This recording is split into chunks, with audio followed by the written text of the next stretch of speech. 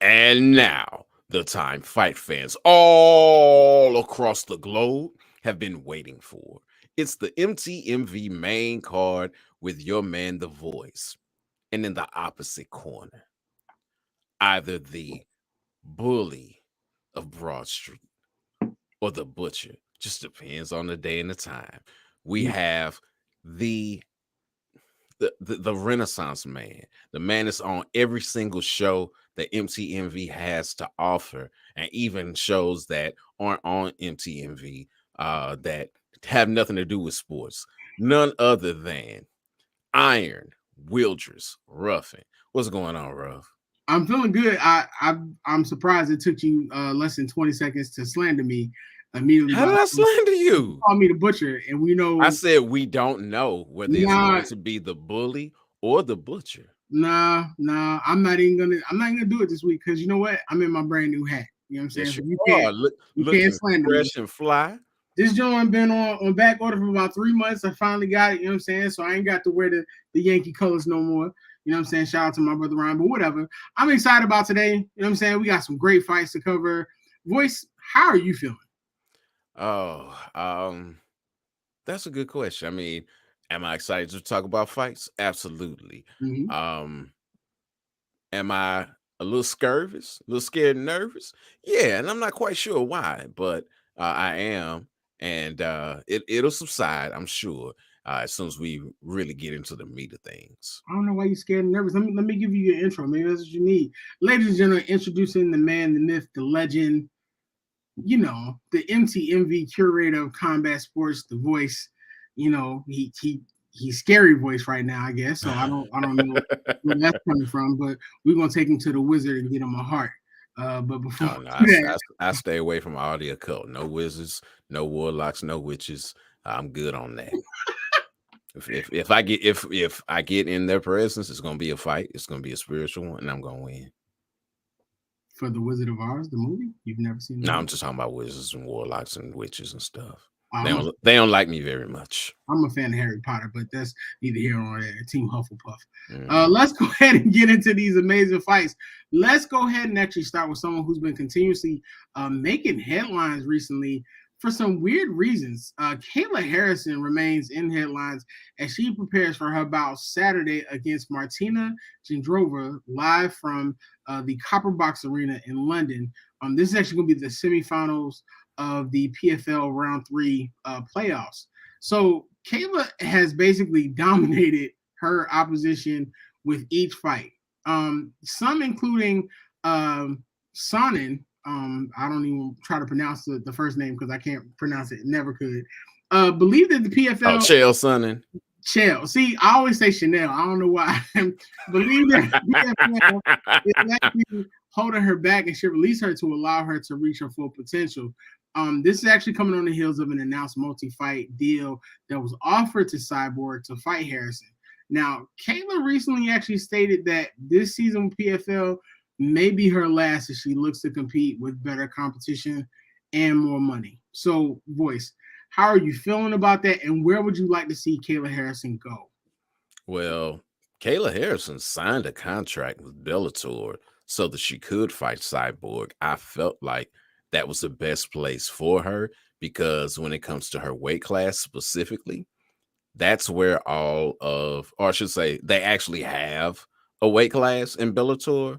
In the UFC, they have the champion, Amanda Nunez, and then people who will fight at 145 so that they can challenge her for that title, but they don't really have a division. They may have literally two fighters on their roster that Mhm. actually fight at 145. Everyone else is a blown up bantamweight that happens to fight at 145.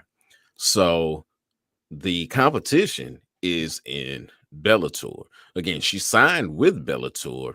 I can understand her frustration because she's fighting, squash matches. She's going to fight Jindrova. And if she does not absolutely destroy her, it will be the biggest upset in women's history since Holly Holm delivered the kick her around the world. I know they talk about um, Pena being a pretty big upset as well, but Mhm. it was nothing like that. I mean, oh my goodness, I still remember the place I was went absolutely bananas, and this was a sports bar. It's when like I was over somebody's house. I mean, people were running on the walls, trying to fight people.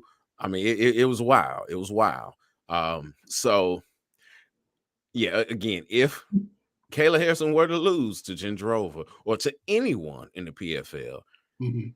it'd be horrible for her career, and it would be the greatest upset like in MMA history. At the very least, the greatest upset for women.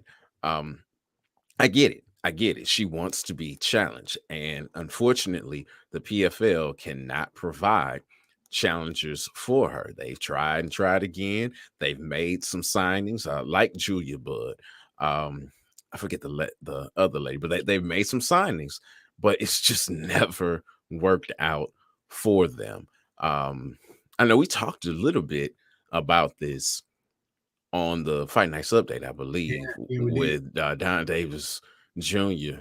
Just doing all kinds of tomfoolery. But they, I understand why they have her there.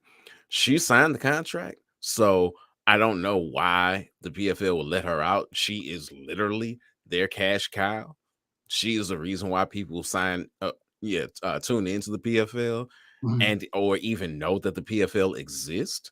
So yeah, why would you let her go when you can keep making the money? Now, something you said that doesn't make sense to me is her saying that she can go and make more money. I don't know how that's gonna work. Mhm. The only way for her to really make more money would be through a pay-per-view. Now, if she were to go to the UFC and um fight Nunez, then she can make some money on the rematch because she's not going to get points for the first one. Mhm. So she would have to beat Nunez, and then they would have to fight again for her to make money. She's making $1 million every year for the past going on like 3 years now with PFL. She's not going to see that kind of money in Mhm. other places. Oh, and they had to match Bellator's contract, which means that she's getting paid more per fight than she was getting paid before. Yeah, I'm doubting very seriously that she'll make more money. Will she be challenged? Yes, and I think that's what she's looking for at this point. She's a millionaire, a couple times over. She's looking for the challenge. But I have to ask though, like based off the comments that you just said, is there enough competition anywhere else for her for it to be worth it for her? I mean, if No, she's making $1 million just by like slapping folks around where she's at, it's kind of like it is what it is. Or does she have to go to? Does she have to go to WWE also, like Ronda Rousey, if she wants to be able to continue to make bank if she doesn't want to be with PFL? no, she can make money. You said something about competition. She cannot get the competition in the PFL without some kind of co-promotion Mm, because one, the women aren't out there. Two, those who are in Bellator. So yeah, the competition is not there. And really for her, look at so many other or I should say high level athletes in other sports. They will play their careers in different places. They'll get their money and then they'll take a pay cut to go and play for a championship because they're true competitors. This is the situation that Kayla is in. Like I said, she's made $1 million each year for like the past 3 years. Money's not really a question as long as she's been managing it properly. And it sounds as if she has. So for her, she wants the challenge because these women are not a challenge. They just right. aren't. And no matter how hard the PFL tries, they can't get someone in there who could be a challenge. Either they fall out due to bad weight cuts, they get sick, they don't make the weight at all and wind up not fighting. It's always something. And she keeps running through these same women that can't do anything for her. And honestly, if they were fighting in any other league, they couldn't do anything. I mean, that makes sense, I guess. I'm definitely interested to see exactly how that plays out. I know everything that I read up was saying that she loves what she's doing, but she does want the bigger fights and she does want the bigger purses. So that'll be interesting to see what happens. Now, speaking of competition, one person that you can't deny is competitive is Emmanuel Navarrete. Now, he's been a fighting champion for as long as he's had all of his titles. Now, the current WBO featherweight champion is going to be putting his title on the line for the third time when he meets Eduardo Baez at the Pachanga Arena in San Diego on Saturday. Now, Voyce's most recent break between fights was 10 months, but he has had 9 world title fights over a 3.5-year period, and he's hoping that the fight with Baez can further springboard him into bigger acclaimed bouts. Now, Baez is no slouch in himself. He made his debut in 2013, and he has a record of 21-2-2 with 7 KOs. Now, Voyce, listen, 9 world title bouts in 3.5 years. I mean, 9 world title bouts, sometimes that's someone's total career.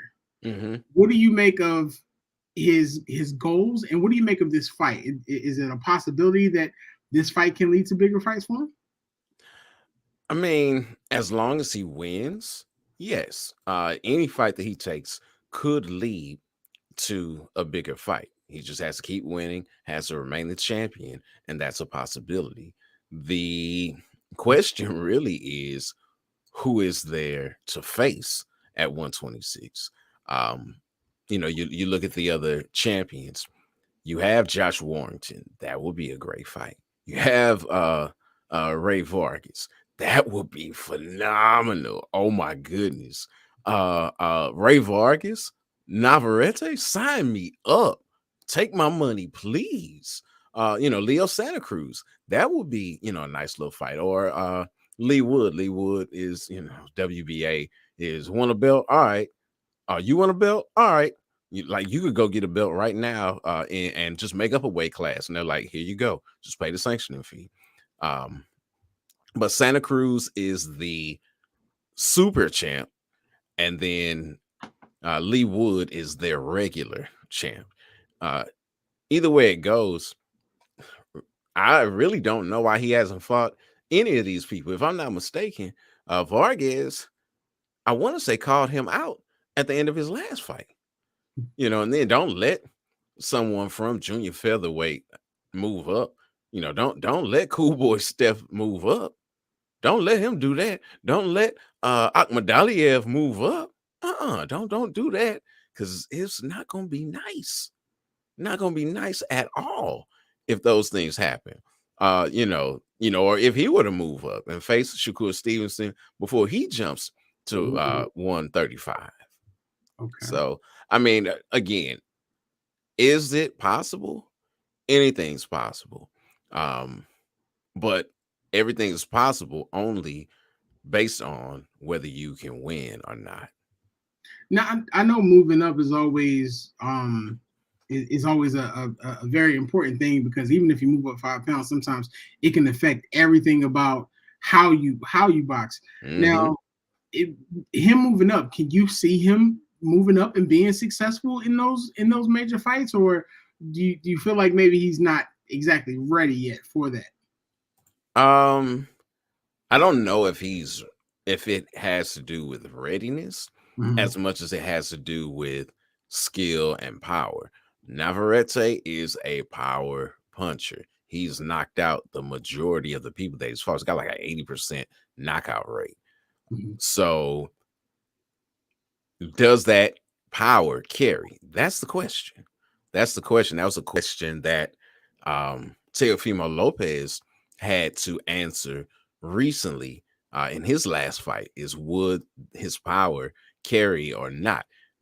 It did for him in a sense. He wasn't able to go in there and steamroll people as he had before, but with adjustments, he was able to get his opponent out of there. Will Navarrete have that same kind of challenge, or will he just naturally carry the pop? We don't know. Should he? I'll say this: if he were to because we're not giving Baez like any time at all. But if he were to beat Baez, which on paper he should, but fights don't happen on paper. They Mm. happen in the ring. And on paper, a lot of stuff should go certain ways. And in the ring, on paper, Teofimo Lopez should not have had a problem whatsoever with George Kambosos. But Kambosos became Mm. a unified champion, and Lopez went off to lick his wounds. So, again, everything has to happen, and you don't know what's going to happen. So Baez, can he win? Yeah. I mean, is his experience level the same as Navarrete's? No, it's not. He's had one loss more than Navarrete. Whenever he has lost, it's been against top level talent. Most notably, he lost to oh Lord, his name is escaping me. Mauricio Lara, phenomenal fighter, absolutely phenomenal fighter. Lost in a unanimous decision to Lara. Should he have been fighting Lara in his like seventh professional bout? I don't know. I mean, it was only a 6-round bout, so that says something as to where they were in their careers. But he lost, and that was his first loss. His other loss was against Rais Alim, who in himself is a good fighter. He's a notable fighter. They were fighting for a lower belt, the WBO and NABO super bantamweight titles. So that's just the regional belts where you fight for 10 rounds. And it was a majority decision. Wasn't a unanimous decision. It was a majority decision. So he can hang, and he doesn't get knocked out, but he doesn't knock anyone out either. So that's going to be really one of the biggest questions is, will he be able to keep that streak going versus Navarrete, because Navarrete is one of the hardest hitters at 126. So that's really the question. Will he be able to stand in there with him? He stood in there with Alim, who has stopped 12 of his 19 opponents. So it's not like he hasn't fought heavy hitters before. But Navarrete is a bit of a different beast, though. Well, it's definitely going to be great to see, especially considering the fact of some of the fights that you mentioned that could happen. So I'm interested to see exactly what happens there. But like you said, I don't want to count Baez out. I mean, it is only one loss that he has, but like I always say, it only takes. He's got 2 losses, but yeah, I knew you were going to say that. Yeah, it only takes one, but when you don't knock people out, it's going to take more than one. In this case, it's going to take a whole lot. Well, one person that I know knocks people out is a part of what I believe might be our Voyze's marquee matchup here. So we got the Nigerian Nightmare. Usman is going to be taking on Leon Edwards as he actually defends his title at UFC 278. So there's going to be fireworks there. And the bout takes place August 20th at the Vivint Arena in Salt Lake City. It's going to be a chance for Edwards, who's coming in with a 9-bout win streak, to get revenge on his last loss in 2015. I'm sorry. I'm just going to say the butcher strikes again. No, I felt it. I heard it. And I tried to keep going, and you laughed. I'm sorry. The Vivians. I have Vivint for my home security system. I'm sure I pronounce it Vivint. I always do, and I'm always going to. Yo, you might see. Look, y'all see this? We're supposed to be my man, yo, and he just be throwing me out to roost. It's all good. I'm not even worried about that. You have your you got your meat cleaver and the sharpener. You just say, yeah. I'm not even gonna, I'm not even gonna keep going into company that's all over the world. I'm just like I was saying before I was interrupted by the shiny headman over here. With neither fighter having lost their last meeting, Edwards believes that Usman's body is breaking down and that this is the right time to take him on. I knew that was gonna be your response there too. So, Voyze, I'm gonna let you have it. Okay. Now, with this being the main event and being a title fight, those things disqualify it from being the Voices marquee matchup. Okay. However, you got a Nigerian, you got one of the three kings fighting. Am I excited about this fight? Do I want to see this fight? Absolutely, I do. I, I want to know how Rocky thinks that Kamaru's body is breaking down, though. I mean, yeah, I don't get that one You just gonna at disrespect all. that man like that and call him Rocky? That's his name. His name is Rocky Oh, I Edwards. know, but I took that as completely different. Okay. Okay. So share. How did you take me calling him Rocky? Because literally when I think of this bout, and literally by the way it was described when I was reading it, all I think of is Rocky and Apollo. Okay. Usman is flamboyant, and the way that they're making this bout out to be is literally that Edwards really has no chance and that he's just talking. You can't say that he has no chance. Mm-hmm. He has a little chance, but you can't say that he has no chance. Usman is a heavy favorite coming into this bout. As he should be, because he dog walked him last time they fought. And now they're going to fight again when Usman is leaps and bounds better than he was when they fought last time. Not to say that Edwards isn't, because he is, but they've gone really in different ways. When they fought the first time, Edwards was a striker. Since Usman has teamed up with Trevor Whitman after leaving the gym there in South Florida, now known as Kill Cliff, he left when he had to fight Gilbert Burns.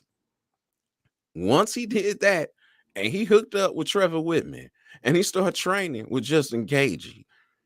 Yeah, we saw what happened. Masvidal, who should have had the striking advantage, got knocked clean out. I mean, he got knocked out. The water in his hair got knocked out. I mean, nearly everything got knocked out. The only thing that did get knocked out was his teeth. So, and let me before y'all come for me, I'm not saying that Usman is a high level striker. I'm not saying that. But what I am saying is that he's gotten a whole lot better with his striking, and specifically, his power has increased. That's what I am saying.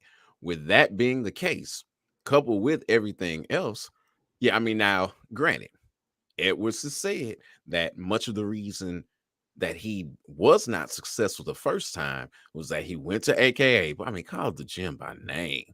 But it's understandable because of what he went there for. He went to AKA to develop some wrestling defense. If you want to know how to wrestle, then you do go to AKA. That's fair because they have everybody. They got your Daniel Cormier's being the captain. They have Habib Nurmagomedov. They got all the Dagestanis. So if you want to work on your wrestling game, that is where you go. But then he told the truth. He was like, I was so focused on, which is why I don't necessarily like him calling out AKA, because it wasn't AKA, it was him. I was so focused on stopping the takedown, I didn't think about my game at all and what I could do. I'm not going to do that this time. This time I'm going to implement my game. Okay. That sounds good. Your game includes taking people down, though. And if you were only focused on staying upright, I'm wondering how that's going to work out. I am. Because really he mixes the martial arts. Leon Edwards does. He is a point fighter for all intents and purposes, except he's not as exciting as most people would think of when you think of a point fighter. You think of a point fighter, you think of someone like MVP. You think of someone like Showtime Pettis. You think of Wonder Boy. You know, they're gonna flash in, they're gonna kick you, they're gonna hit you with something. It's gonna be all flashy and spectacular looking, but they also can knock people out.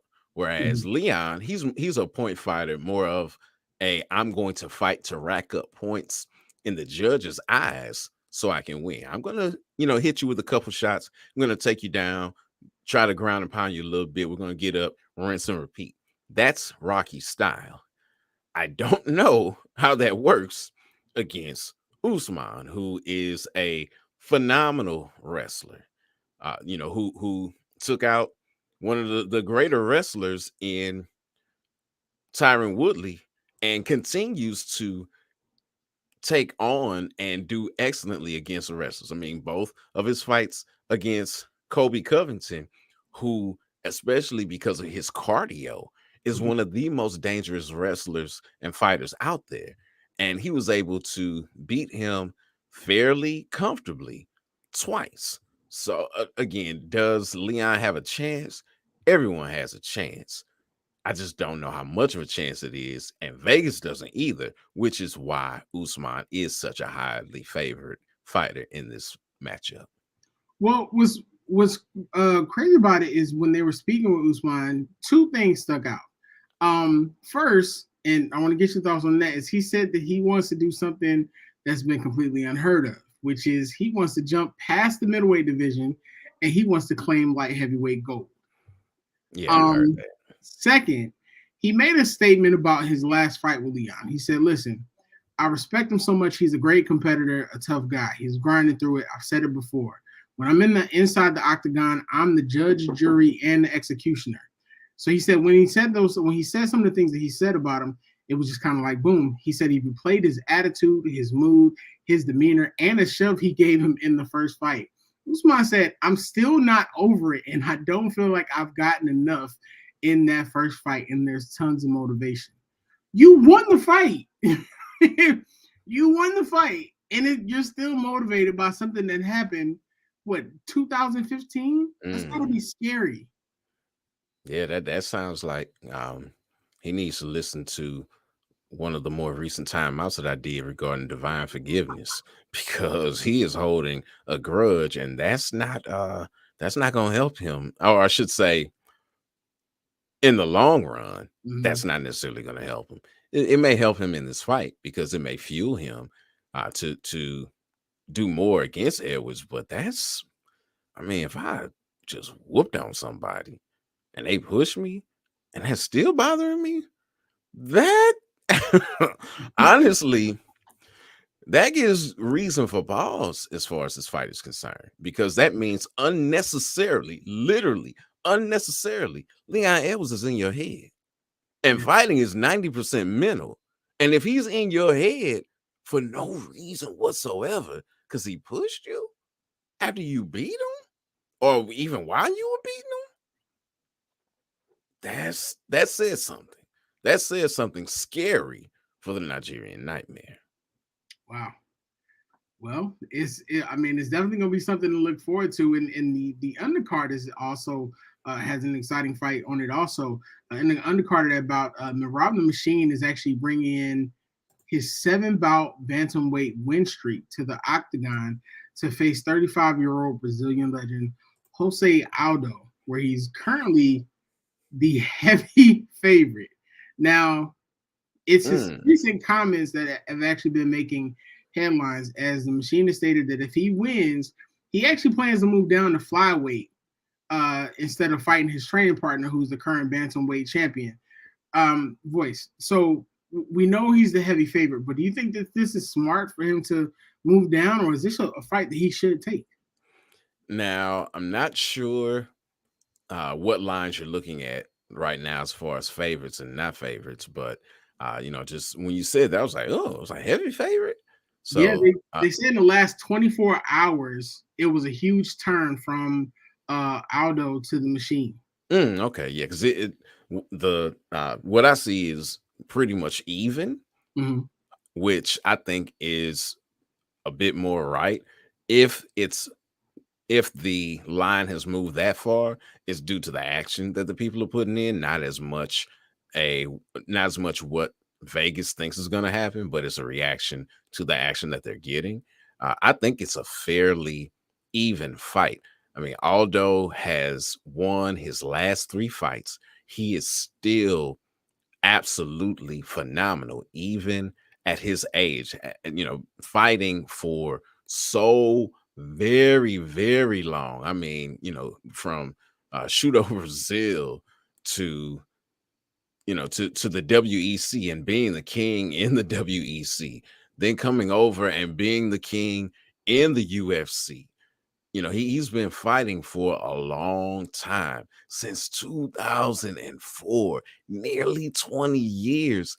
And he's gotten better in the past couple of years. Like going down to 135, he probably should have been there a long time ago. Let's not forget, the last person he fought was Rob Font, and Rob Font was knocking on the door of a title when he lost to Aldo. He was knocking on the door of a title shot.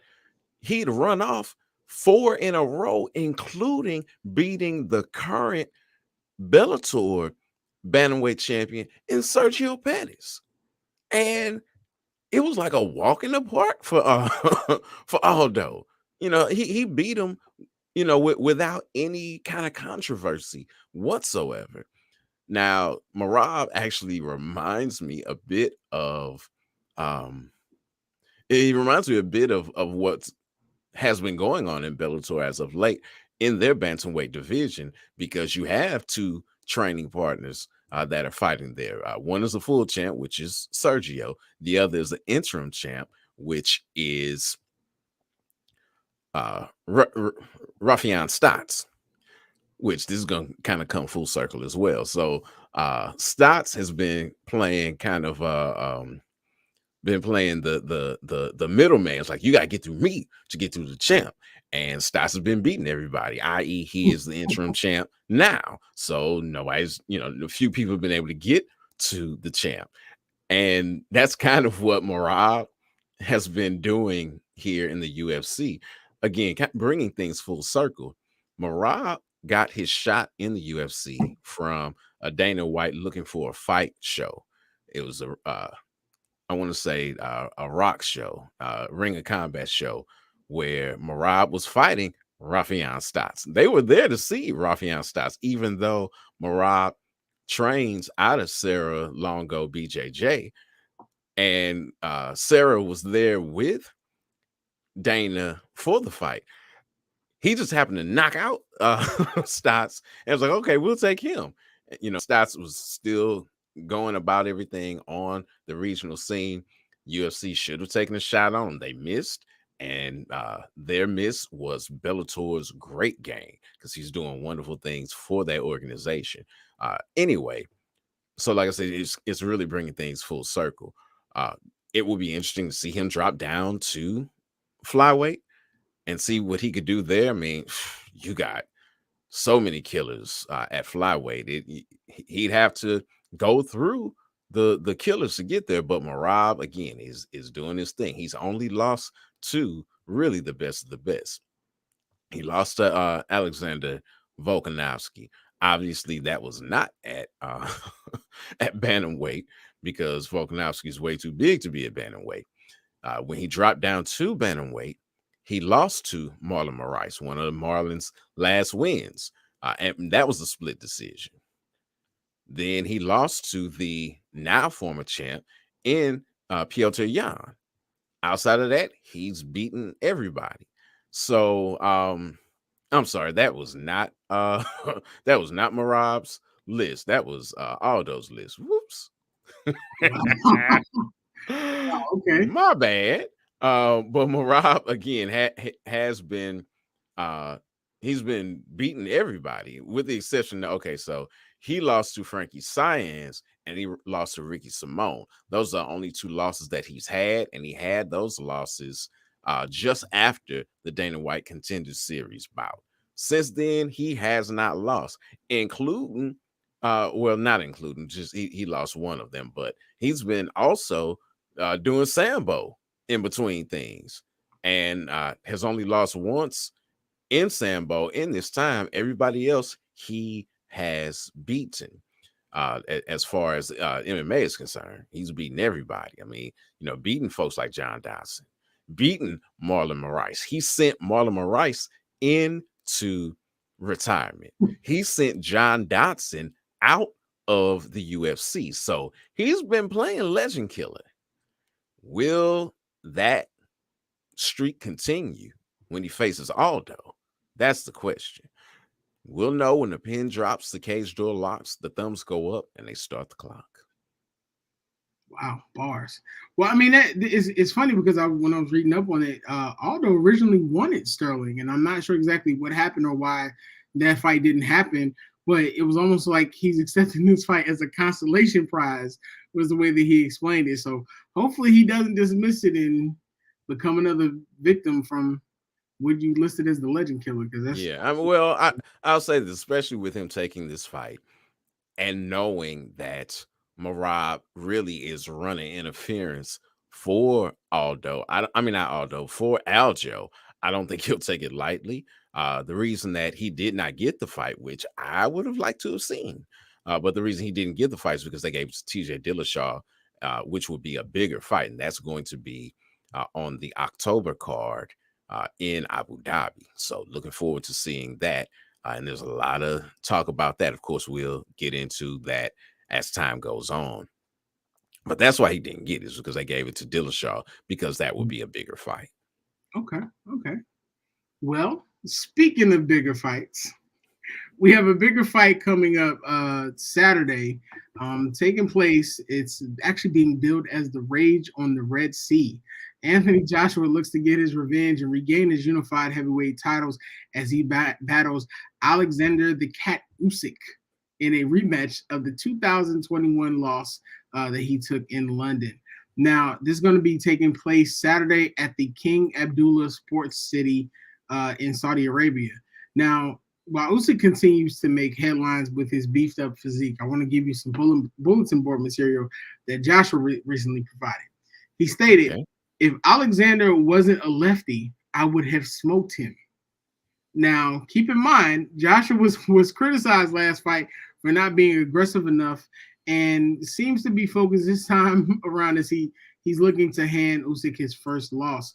Now, this has a lot of great appeal to it because something that we'll also get into, I believe, on the Fight Night update, is a possible retiree may also be looking at this fight.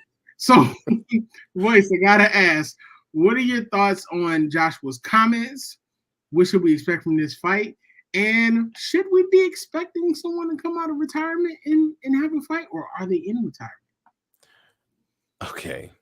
So you gave me 3 questions, and I will share with you, as my mother let me know, that she can only ask me 2 things at once, because I'm going to remember the first, I'm going to remember the last, and I'm going to forget what's going on in the middle. So the first question was, what do I think of his comments?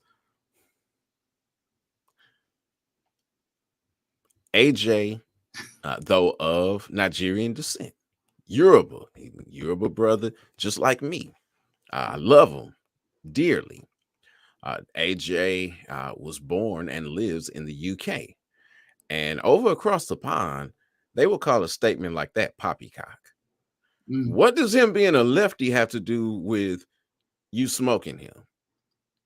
You're a professional fighter. You've been a professional fighter for quite some time. You've had to face lefties in your career, both in the amateurs. You're a Olympic gold medalist. So in the amateurs, and I'm sure you face lefties as a professional as well. What does him having to be a lefty have to do with anything? I mean, what, you didn't know he was a lefty before you all fought, and he just came in. Oh my goodness, I was training for a conventional fighter this whole time, and now I'm dealing with a southpaw. What do I do? Yet another Nigerian making some questionable statements just before the fight. My question for AJ is, have you had enough time to really prepare for this fight? That's the question. He has a brand new trainer, which people said he needed after the first loss to Ruiz. We saw in his fight with Ruiz, he came in totally different, and he was able to dominate, as we thought he was going to do anyway, against a late notice replacement in Madison Square Garden. So seeing how he bounces back, that's going to be that's really the question to ask.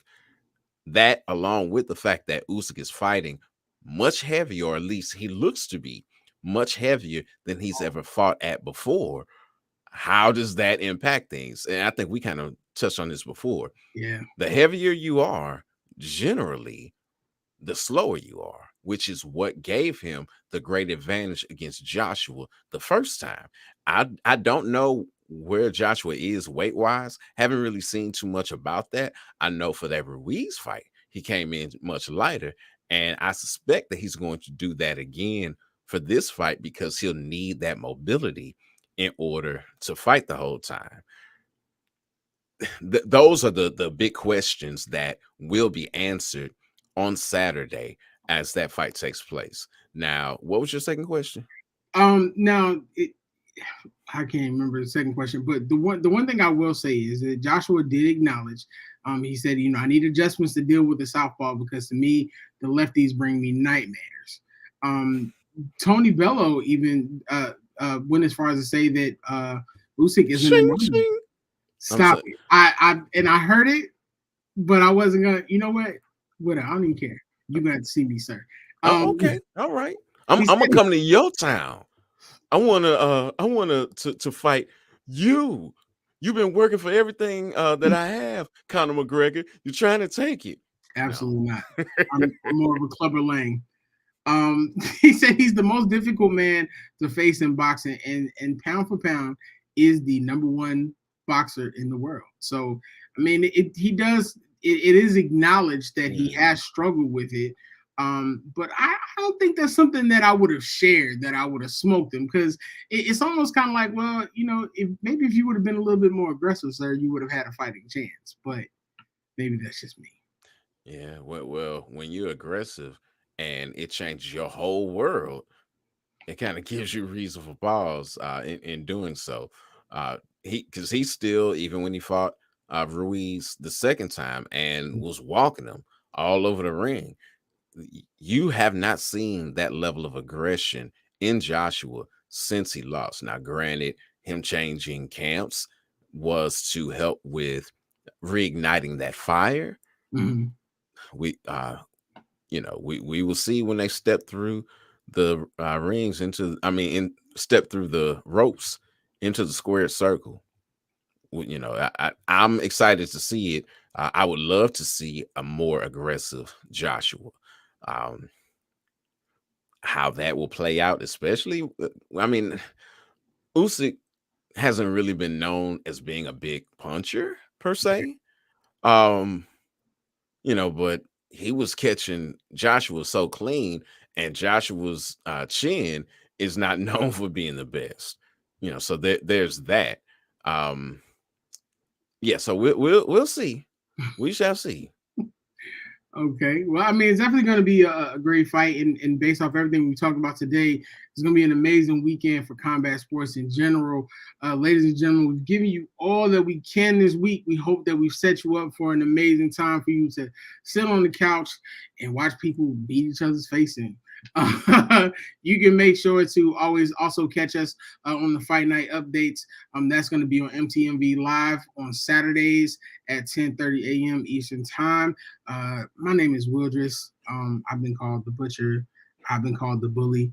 But I'm constantly called handsome. It's me with the man, the myth, the legend, the voice. Let's give us your last thoughts and take us out, sir.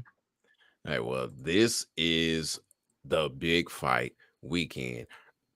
You don't have many other weekends where there are so many different good high quality fights going on, including a fight, or I should say excluding a fight that we lost between Figueroa and Broner. I do want to say that I commend Broner for doing what he's doing. I mean, if you follow his career, you know that mentally he struggles. That Mm-hmm. he's been struggling for a while. I mean, just the things that he's gotten in trouble for. It's like, dude, for real, you did, for real, you did that, and you did that in public, and you thought that was okay. You thought you was gonna be able to get away with this when you got these other cases. Like, what's wrong with you? What's wrong with him is his mental health. And again, I applaud him for doing this, and I want to applaud the person who really paved the way for fighters to say, I'm not quite there, I'm not ready. or I should say, most recently has. And that would be Ryan Garcia. Now, the first person to say it was Tyson Fury. Mm. He stopped fighting or whatever. He didn't say it was for mental health until after the fact. Whereas, and that's why I give Ryan his props. You got this fight set up. You're supposed to fight, and you say, "No, wait a minute. I'm not right, and I'm not going to fight not being right." Because we've seen this over the years happen, and we want to act like fighters don't have mental health issues. Did we not see Oliver McCall have a breakdown, crying in the corner, unable to do anything? Yes, we did. Was that his mental health? Absolutely. We know it was. He cracked up. He lost in the ring. Right. That means he shouldn't have been in the ring. That means that he should have been taking care of that. Andrew Galata, another prime example. You are winning the fight, sir, both times. Why are you sabotaging yourself by hitting below the belt? You don't even need to do that. You're winning. What is wrong with you? Something is wrong with his mental health. Mike Tyson, you biting people in the ring and talking about my kids can't look in my face. Boy, you got a scratch on your face. What are you talking about? And then talking about eating children in the press conference with Lennox Lewis. Something's not right. It's obvious something's not right. But it's in sports in general, and specifically within the fight sports arena, we just continue to push these people out there. Oh, no, it's okay. You got to be a little touch to fight. Okay, whatever. But if someone is saying I'm not right, they need to take care of themselves. So salute to Adrian Broner for doing something right for once in recent history. I applaud you for that, sir. I pray that you get well so that you can be the best you possible. As he said, he may not fight anymore. He doesn't know whether he does or does not fight. Really doesn't matter if you don't have your mind. If everything else on my body goes, if I if I break down like Kamaru Usman's body is breaking down, I pray that as long as I live, I have my mind. Because without it, yeah, you really don't have much. Wow. That seems like the perfect place to end an amazing episode, Voyze. I feel like that probably should have been a timeout because that was amazing. Ladies and gentlemen, thank you for joining us for another amazing show. Thank you for joining us live up for our shenanigans, me butchering the English language and the Voyze constantly slandering me. Make sure to join us again next week, and also make sure to tune into our other shows. We also have the amazing MTMV Live. We got Not Saying Sportscast. We got Full 94. We got some amazing things here on the network. So definitely make sure that you like, subscribe, and make sure you share with your people. This is Willdris. This is the Voyze. We out. One last thing before we go. Go to ozelbrand.com. That's OZELL.com to see all these phenomenal shoes. I'm just waiting for things to drop. I'm buying about 3-4 pair when they drop. I mean, they're phenomenal. Have you seen have you seen the site? No, I've seen the site, and at 38, I'm gonna make sure I get me some, but it's probably gonna be for walking because I'm too old for that. My body's not doing that. I got sciatica, big dog. You know what I'm saying? Well, look, I'm gonna be walking too, styling and profiling as I walk that aisle. Woo! Looking good. The Midnights got my name written all over them, and I'm getting some cleats from for one of my boys. Getting the red and gold ones for the other. Yeah, it's on as soon as I can get them. Don't do the woo thing though. So just but that's me though. Nah, I don't need big dog. Let's call it audible on that. Let's call it audible. Okay, well let me just say that one of the closings used to be woo man, and that's been one of my signatures for quite some time. That sounds like copyright infringement, but you know what? Do your thing, ladies and gentlemen. Thank you for another amazing show. Man, thank you for joining us. Thank you for being a part of this. Probably the best job on earth. Voyze, go ahead and give us your last words, sir. For all of you who like to see people throw them blows and elbows, kicking people with their toes, however things go. Until next time, fight the good fight.